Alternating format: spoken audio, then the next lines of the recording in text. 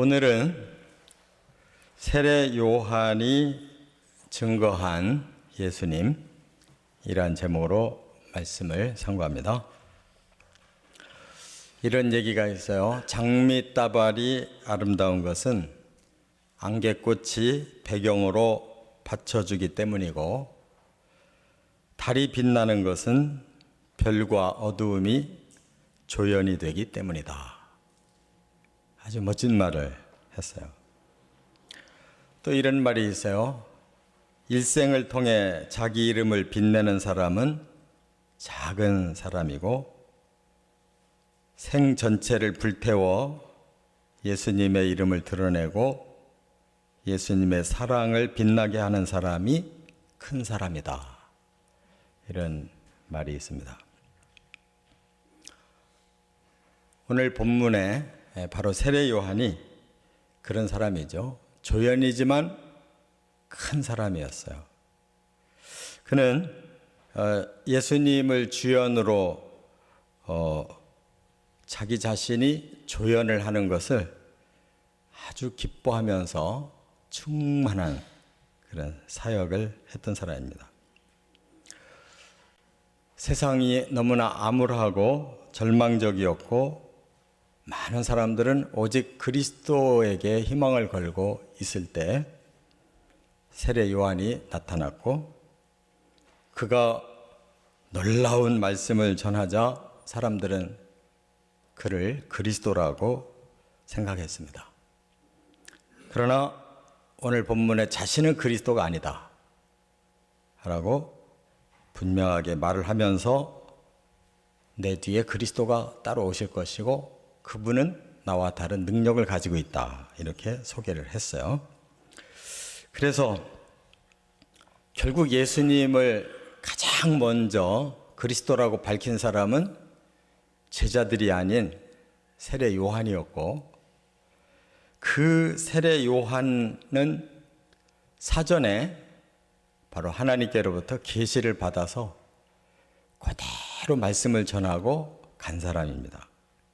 그러므로 우리는 예수님의 제자들처럼 3년 넘게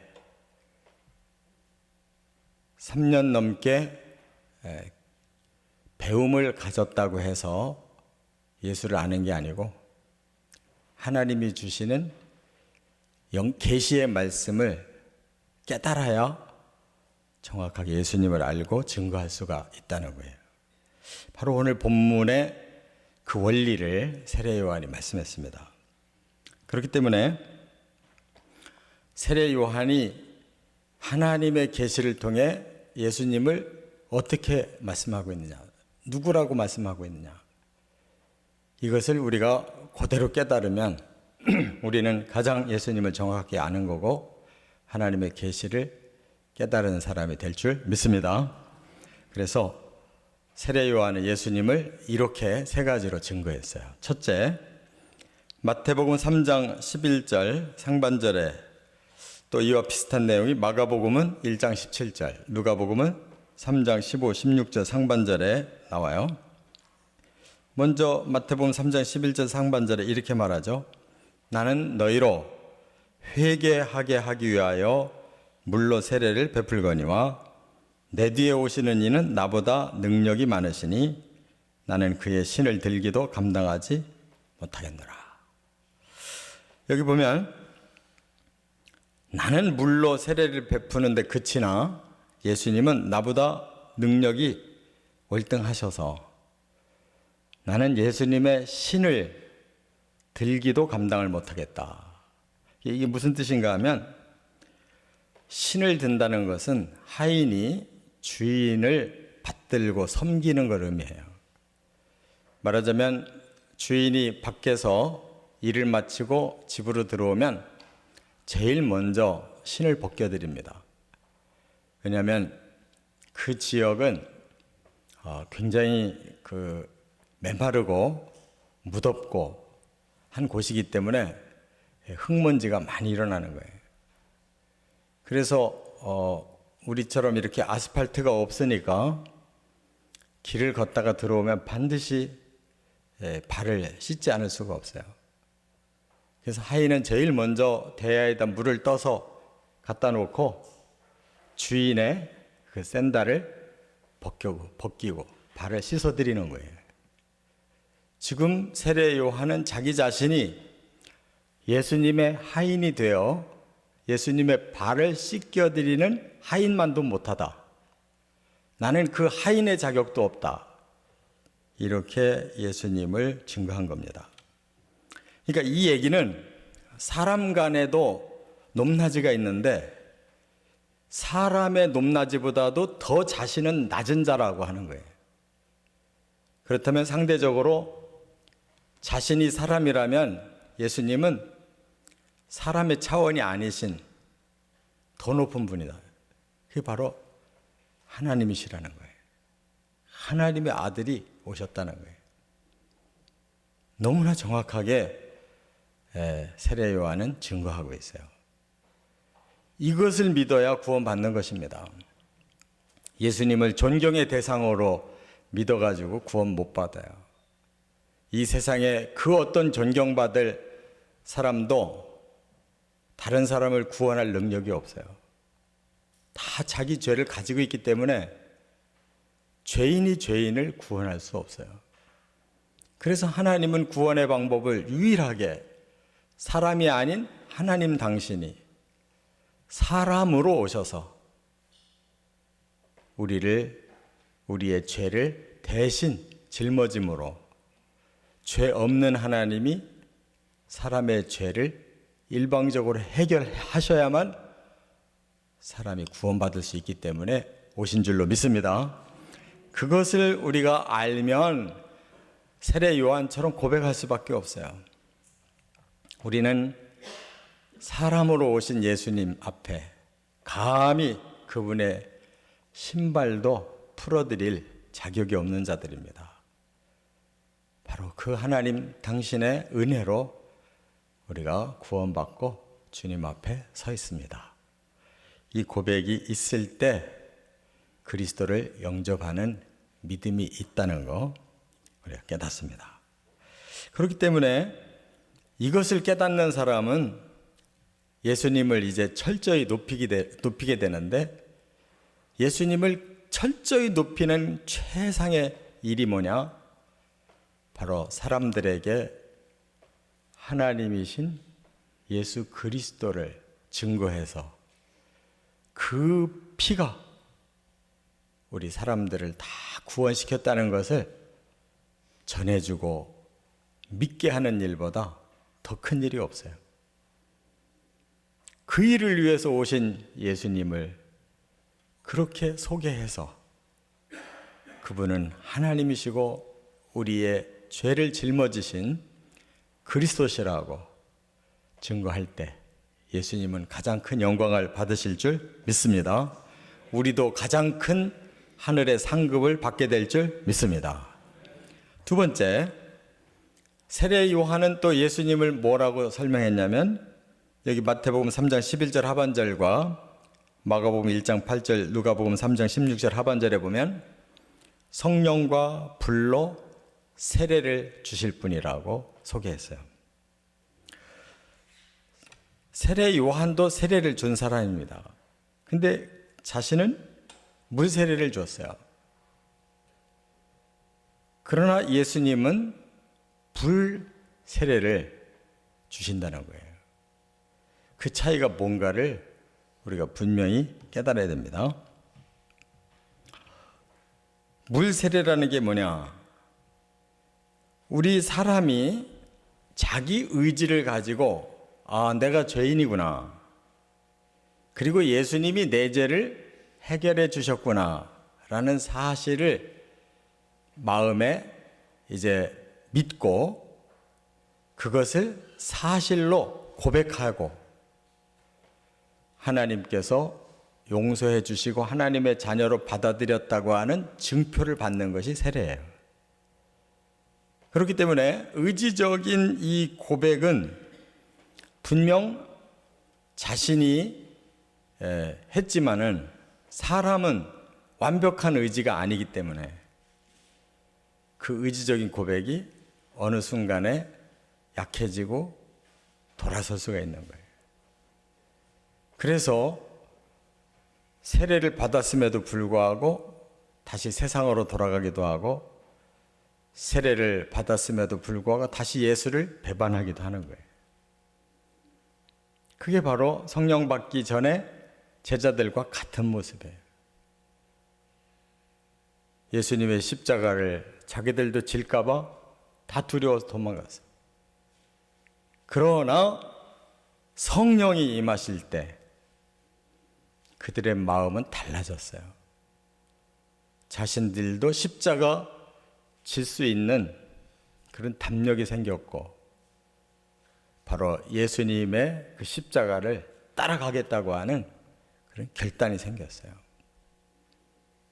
그래서 하루아침에 사람들이 변화돼서 숨어있던 사람들이 드러나게 세상의 사람들에게 그 그리스도 십자가의 복음을 마음껏 전하고, 자신들이 감옥에 가도 또 최초의 그 순교자가 야고보 제자가 순교를 당했는데, 그렇게 순교를 당해도 두려워하지 않고 계속 복음을 전해 나갔다 그 말이에요. 그래서 물세례와 다른 것은 뭐냐? 성령의 세례를 받으면 하나님이 주시는 믿음으로 확신하기 때문에 결코 마음이 변하지 않는다는 거. 하나님의 마음을 그대로 품고 우리가 그리스도를 믿고 그리스도의 십자가를 전할 수 있다는 거. 그것을 주시는 이가 그리스도 예수님이신 줄 믿습니다. 예수님 분명히 너희는 성령을 받을 때까지 기다리라고 그랬어요. 그래서 성령을 받아야 진짜 제자가 되고 진짜 그리스도인이 되고 진짜 구원받는 자가 된다. 그런 말입니다. 그렇다면 우리가 세례 요한이 증거한 그 성령의 불을 주시는 예수님 통해서 우리도 성령의 불을 받아야 된다는 거예요. 그거 받지 않았는데 나는 그리스도인이라고 말하는 것은 아직 덜 된 그리스도인이라는 거예요. 예수님은 분명히 말씀했어요. 요한복음 3장 7절에 진실로 진실로 내게 이르노니 사람이 물과 성령으로 나지 아니하면 하나님 나라에 들어갈 수 없느니라. 너무 명확한 천국 복음을 주셨어요. 물, 나의 의지적인 신앙 고백이 분명히 먼저 있어야 되고, 그리고 하나님이 하나님의 자녀를 인정하는 성령의 세례, 그 영적인 불이 임해서 하나님의 인을 맞아야 우리는 천국에 들어갈 수 있다는 거 확신하시기 바랍니다. 뉴욕에 이발사 조합이 있었다는데 그 조합이 아이디어를 냈대요. 우리 이발을 하는 이 업이 얼마나 사람들에게 중요한 일을 해주는지를 우리가 좀 이벤트를 알려주자. 그래서 머리를 써가지고 한 이벤트를 만들었어요. 그것은 이제 센트럴 파크에 있는 노숙자들을 초청해가지고 자기들의 기술을 다 해서 기가 막히게 머리도 깎아주고 수염도 깎아주고 아주 멋있게 깎은 다음에 목욕을 시키고 신사복을 싹 준비해가지고 싹 입혀놓고 멀쩡한 사람들로 탈바꿈이 되니까 그들을 인도해서 취업까지 시켜줬어요. 그러면서 거기다가 뭐라고 광고를 했는가 하면 이발이 때로는 인생을 변화시킵니다. 이렇게 광고문을 내보낸 거예요. 완전히 노숙자가 신사가 되고 당당한 이런 취업을 해서 멋있게 인생을 바꿔준 거죠. 여기까지 좋았는데 그 이튿날 이 사람들이 출근을 안 하는 거예요. 알아보니까 노숙자의 그 생활에 그대로 젖어 있어가지고 출근할 생각을 안 하고 그대로 지저분하게 씻지 않고 또 구걸하고 나는 편하게 내 마음대로 살 거야. 그러고 노숙자의 길로 돌아가 버리더라는 거예요. 여러분, 아무리 사람을 외모를 잘 갖고 와서 딴판으로 바꿔놨다고 사람이 변한 것이냐? 아니에요. 사람은 하나님의 성령에 의해서만 진정한 변화가 일어나는 것입니다. 어떤 분이 이렇게 비유를 했어요. 닭이 계란을 낳는데 계란이 닭이냐? 아닙니다. 그 계란이 다시 부화해야 계란 되듯이 우리가 이 땅에 한번 왔다고 사람이냐? 사람 아니라는 거예요. 성령으로 다시 부화되어 거듭나야 사람이다. 할렐루야. 우리는 바로 예수님의 성령으로 이렇게 거듭나서 천국 백성 된 줄 믿습니다. 끝으로 세 번째는 세례 요한은 예수님을 뭐라고 표현했느냐, 소개했느냐? 심판자시다라고 소개했어요. 여기 마태복음 3장 12절과 누가복음 3장 17절에 보면 손에 키를 들고 자기의 타작마당을 정하게 하사 알곡은 모아 곳간에 들이고 쭉정이는 꺼지지 않는 불에 태우시리라, 이렇게 말씀했어요. 심판을 추수에 비유했어요. 키를 든다는 말은 뭐예요? 타작마당에서 이 키를 들고 곡식을 두들겨 패서 거기에서 떨어지는 알곡은 전부 모아서 곡간에다가 다 들이고 남은 쭉정이는 전부 밭에다가 던져서 불에 태워가지고 거름으로 쓰는 거예요. 곡간은 천국이고 불태워지는 그 쭉정이들이 들어간 불태워지는 곳은 지옥이에요. 그 키를 들고 타작을 하고 있는 그 주인공은 바로 예수 그리스도시다. 그게 예수님의 심판의 원리인 줄 믿습니다. 그렇기 때문에 사람들을 다 구원하려고 오셔서 결국 알곡 만들려고 했지만 끝까지 알곡되기를 거부하는 자들, 쭉정이에 속하면 할 수 없이 그들은 지옥불에 가야 된다, 그 말이에요.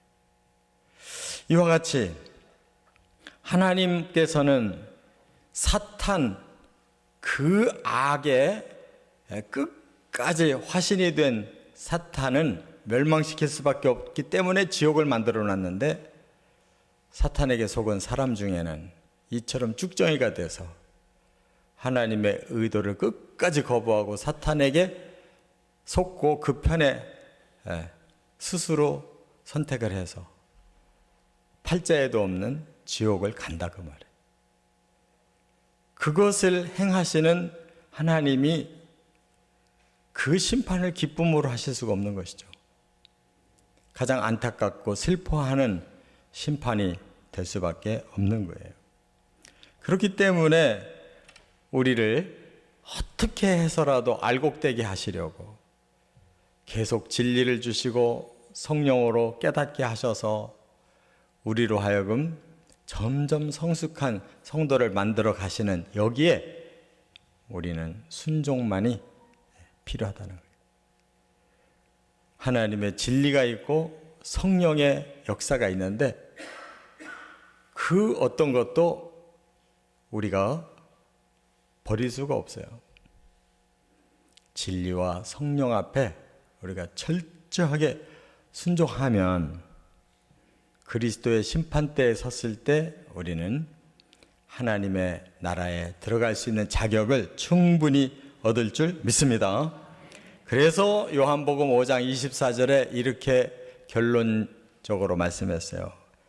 예수님이 진실로 진실로 너에게 이르노니 내 말을 듣고 또 나 보내신 이를 믿는 자는 영생을 얻었고 심판에 이르지 아니하나니 사망에서 생명으로 옮겼느니라 그랬어요. 이 결론에 저와 여러분은 다 도달되어 있는 줄로 믿습니다. 이런 말이 있더라고요. 인간은 누구나 남의 허물을 담는 주머니는 앞에 메고 자기의 허물을 주워 담는 주머니는 등에다 지고 다닌다, 이런 말이 있어요. 남의 허물은 얼마나 잘 아는지 앞에다가 메고 다니고 자기 허물은 잘 모르고 뒤에다 짊어지고 다닌다.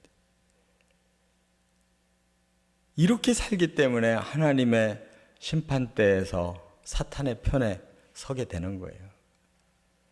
우리는 철저히 내 허물은 내 앞에 매서 내가 늘 들여다보고 이 허물을 하나님 앞에 고백하고 겸손하게 복음과 성령께 순종함으로 반드시 사망이 아니라 영생으로 주님의 들림받는 축복을 받으시기를 주의 이름으로 축원합니다.